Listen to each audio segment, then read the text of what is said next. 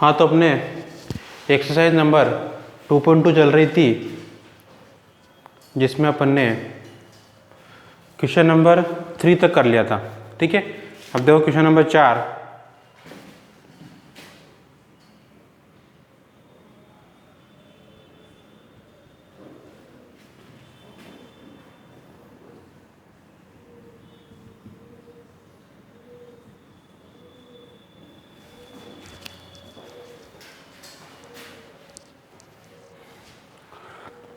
किसी खेल के मैदान के वृत्ताकार पथ पर मैदान का एक चक्कर पूरा करने में रमन को 18 मिनट लगते हैं, जबकि इसी वृत्ताकार पथ पर मैदान का एक चक्कर पूरा करने में अनुप्रिया को 12 मिनट का समय लगता है।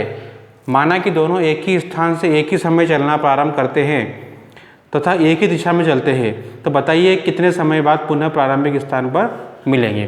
तो देखो, मान लिया अपन ने कि एक वृत्ताकार पथ है। इस वृत्ताकार पथ में यहाँ से रमन और सुप्रिया दोनों चलना शुरू करते हैं।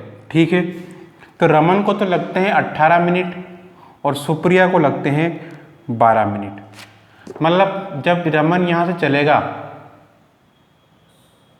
ऐसे करते करते करते करते 18 मिनट में वापस यहाँ पहुँच जाएगा। लेकिन सुप्रिया जो होगी वो तो चलेगी दोनों एक साथ ही, तो सुप्रिया तो इससे पहले पहुँच चुकी होगी। कितने पहले पहुँच चुकी होगी? 6 मिनट पहले पहुँच चुकी होगी। ठीक है, तो जब भी रमन यहाँ पर पहुँचेगा, सुप्रिया तो आगे निकल जाएगी। तो ये दोनों प्रारंभिक स्थान पर मिलेंगे कब? तो इसका पता लगा, इसका समय का पता लगाने के लिए अपन क्या करना पड़ेगा? इन दोनों का अपन को एलसीएम लेना पड़ेगा। सॉरी, एलसीएम इसलिए ले रहे हैं क्योंकि एलसीएम अपन जानते हैं, एलसीएम में जो कॉमन होता है वो भी आता है और उसके अलावा भी आता है। तो ये कॉमन तक तो आएगा ही सही, पर ये तो आगे भी निकल चुकी है ना, तो वो भी हमको उसमें ऐड करना पड़ेगा। इसलिए अपने यहाँ पे क्या करेंगे? एलसीएम भी। तो देखो क्वेश्चन नंबर 4, वृत्ताकार पथ का चक्कर लगाने में रमन द्वारा लिया गया समय कितना है? 18 मिनट। तथा सुप्रिया द्वारा लिया गया समय है 12 मिनट। ठीक है, दोनों के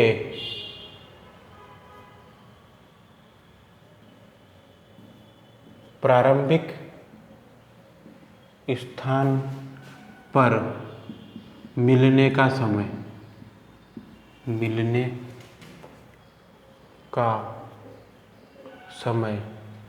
बराबर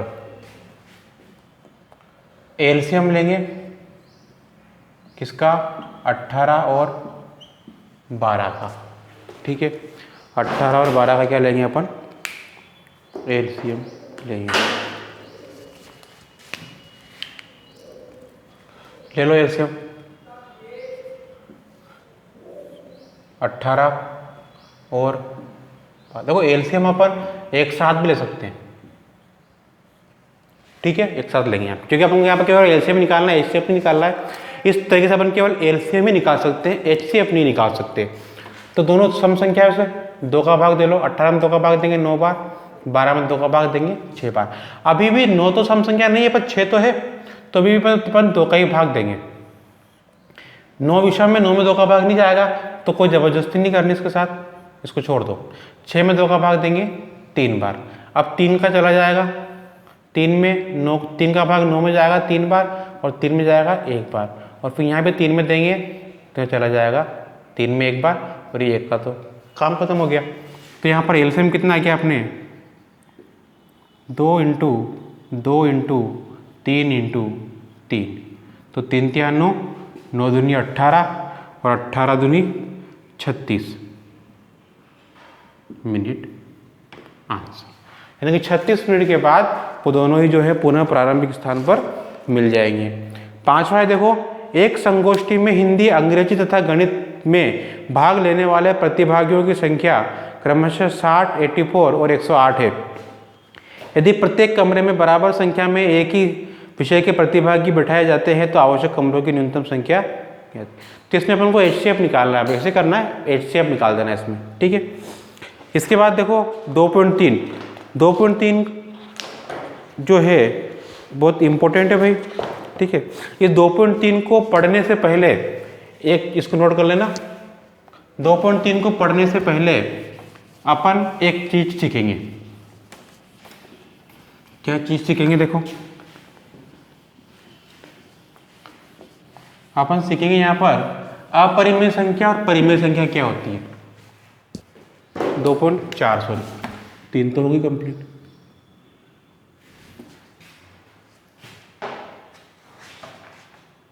तो 2.3 ही है ना, वो 2.2 का सवाल था। देखो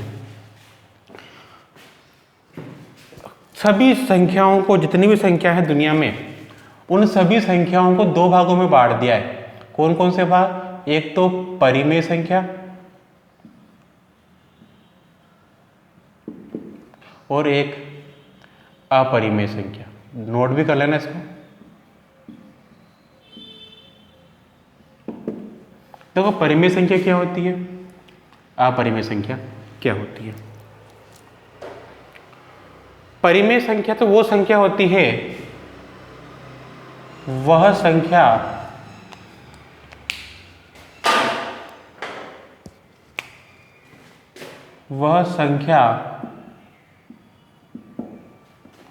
जिसे P/Q के रूप में व्यक्त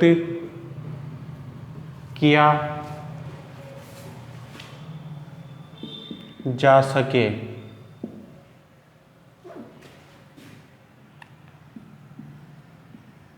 जहां P, Q परस्पर सहअभाज्य है, सहअभाज्य पूर्णांक है तथा Q is not equal to 0। Q 0 नहीं है, क्योंकि Q 0 जाएगा तो फिर नीचे 0 जाएगा, तो इसका मान तो अनंत हो जाता है, ठीक है। और परिमेय संख्या में केवल इतना लिखना है कि वह संख्या जो परिमेय नहीं है, परिमेय नहीं है,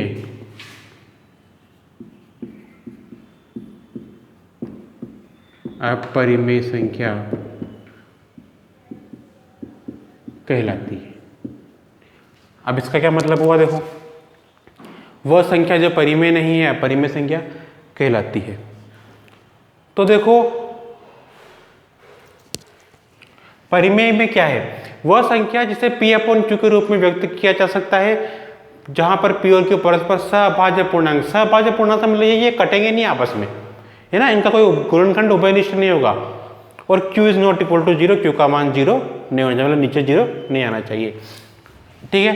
अब इस तरह से अपन देखें जो जितने भी पूर्णांक होते हैं वो भी परिमेय संख्या होती है। ये में तो क्या है यहाँ पे, जैसे 2 है तो ये परिमेय संख्या नहीं है, ये भी परिमेय संख्या है, क्योंकि इस 2 को अपन ऐसे भी लिख सकते हैं, कोई फर्क नहीं पड़ता। 3/1, 4/1 जितने भी पूर्णांक है सभी क्या होते हैं? परिमेय संख्या होते हैं। तो पहले कह देंगे, लिख दो एक एक्स्ट्रा डाय लिख देना कि सभी पूर्णांक, अब पूर्णांक थोड़ा धनात्मक ऋणात्मक सभी आ गए, ठीक है, सभी पूर्णांक परिमेय संख्या है, परिमेय संख्या, ठीक है। यह जरूरी P/Q तो अपन लिख दिया, कुछ भी कैसे A/B भी लिख देंगे, ठीक है। अपन सवाल में A/B काम मिलेंगे वैसे, तो ये नोट कर लेना। अब देखो उसका जो क्वेश्चन होता है, क्वेश्चन किस तरह से आता है अपने वो देखेंगे अपन।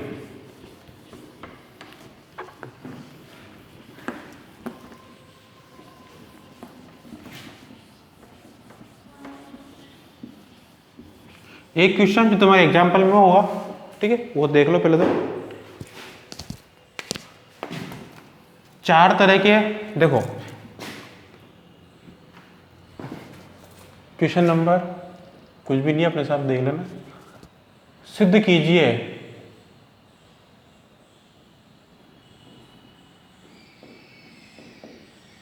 कि √5 एक अपरिमेय संख्या है।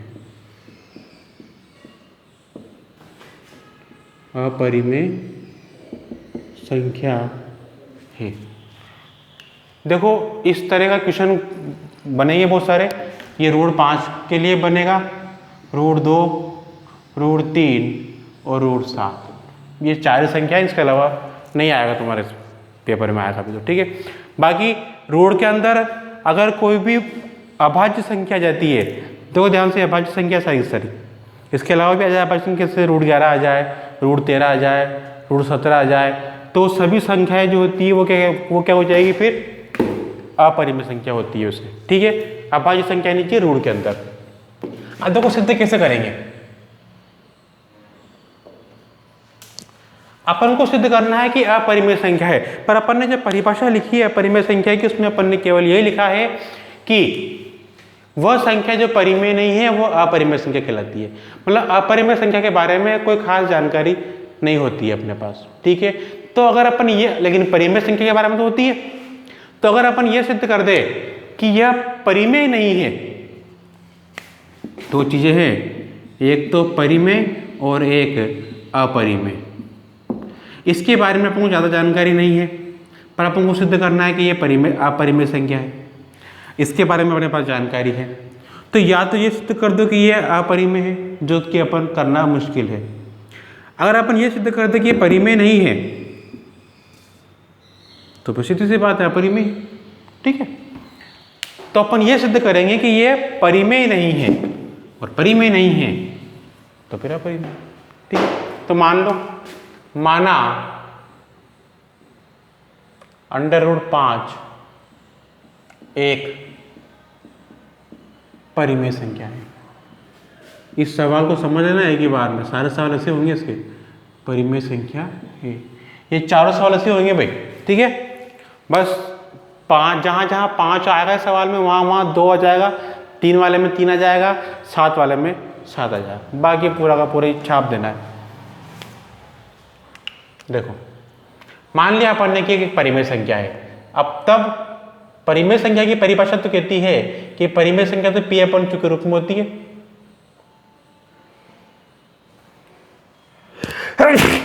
अपन ने ए और बी काम में ले लिया, कोई फर्क नहीं पड़ता, ठीक है। तब √5 बराबर A/B होगा, जहां A, B परस्पर सह अभाज्य पूर्णांक है तथा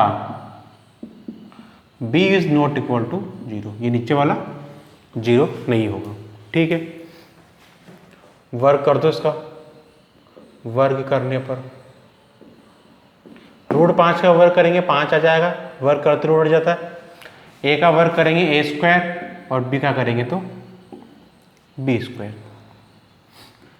ये B² यहाँ आएगा, 5B² बराबर A², ठीक है। समीकरण नंबर 1।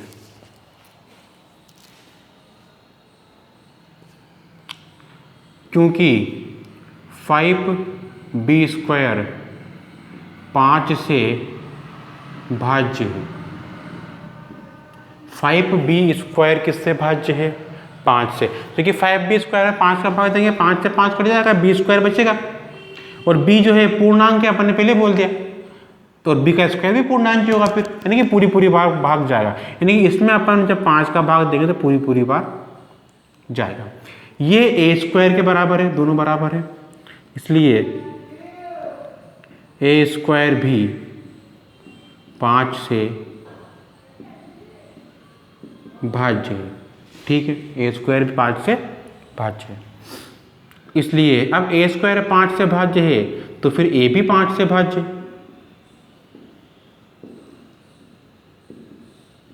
कैसे देखो, जिसे मान लो अपने पास में है 25 और 25 का स्क्वायर, 25 का स्क्वायर होता है 625। 625 अपन 5 का भाग दे सकते हैं, नहीं दे सकते, तो इसका वर्गमूल है 25, इसमें भी 5 का भाग दे सकते हैं। ठीक है, इसी तरह से किसी अगर वर्ग में 5 का भाग जा रहा है तो उसके वर्गमूल में भी 5 का भाग जरूर जाएगा। जैसे 25 में जाएगा तो फिर 5 में भी जाएगा, क्योंकि 5 का वर्ग 25 होता है। ठीक है, इस तरह से ये यहाँ तक हो जाए काम खत्म। अब ए स्क्वायर में 5 का भाग गया, सॉरी ए में 5 का भाग गया, जैसे ए में अपन ने 5 का भाग दिया, कुछ ना कुछ तो आएगा, उसको अपन ने सी मान लिया। क्या मान लिया उसको अपन ने? सी मान लिया। तो तब माना ए बराबर 5c, ये 5 का चला जाएगा, सी के पास चला जाएगा, तो ए बराबर आ जाएगा 5c, जहाँ सी क्या है? धनात्मक पूर्णांक है।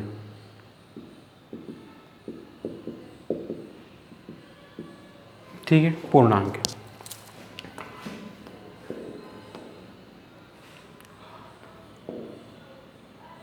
समीकरण नंबर 1 से, 1 में सी ए का मान रखो, 5b स्क्वायर बराबर ए का मान है 5c, स्क्वायर लग रहा है अपन भी लगा देंगे। ठीक है,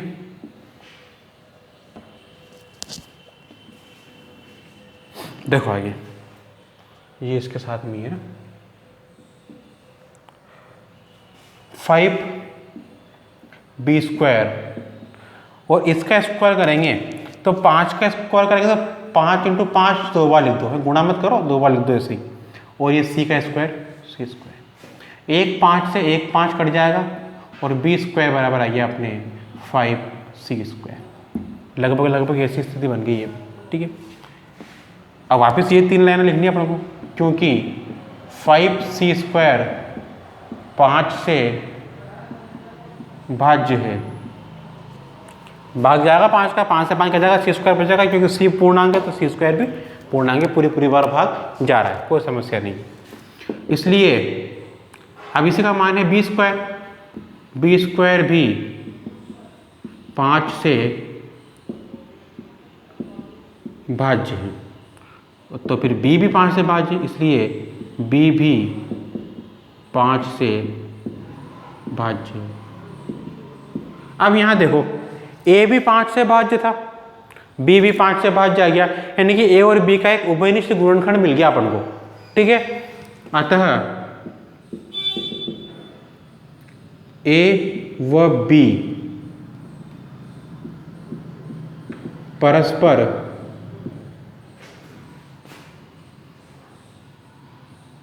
या a और b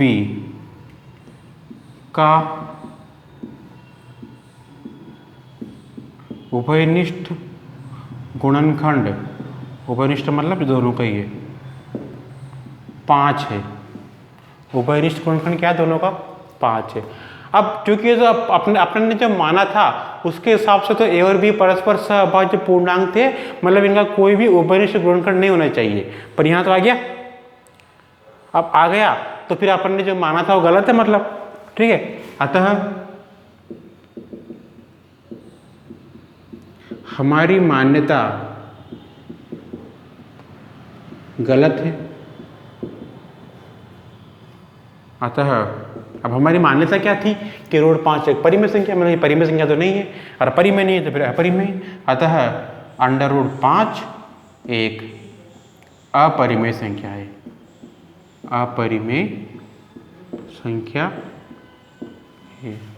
ठीक है, नोट कर लेना इसको, दोबारा देख लेना वीडियो को, समझ में नहीं आया तो एक बार। ठीक है, बहुत इंपॉर्टेंट सवाल है ये। आज के लिए इतना ही बहुत है, बाकी कल।